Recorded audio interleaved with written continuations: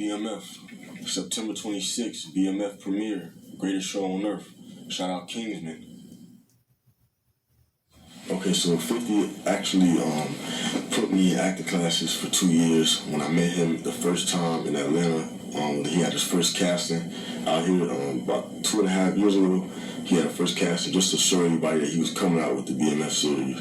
So I met him down here, came down here in my dad's presence, just to meet him and see how the audition process would go. And the next morning after the casting he called me like 7 o'clock in the morning early. Like, hey, I want to move you from Miami to LA and put you in acting classes so you can learn how to play your pops.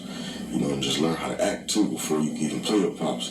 But that's really how that came about. I had no clue I was going to be acting.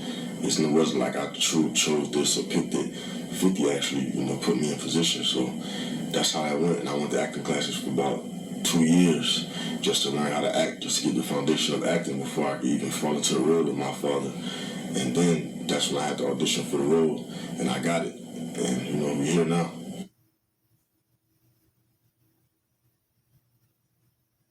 Oh, he was going crazy.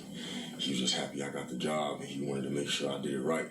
And now he's really proud because I did it right, and he gets to get the chance to see it Sunday when it comes on. So he's like too much in awe right now. He can't even believe it. He's just ready to come home and be able to be out here physically with me. And I was a kid. I was 4 years old, so it wasn't like I was in Atlanta, with them everywhere. He was going to the club. I was just with my dad, in the morning and the afternoon when he was hanging out. And then at night, he'd drop me back off home and he'd go out and do what he got to do. So I just, remember being with him a lot of places, having a cool dad, fun dad, I didn't really get to experience, all the fun they had.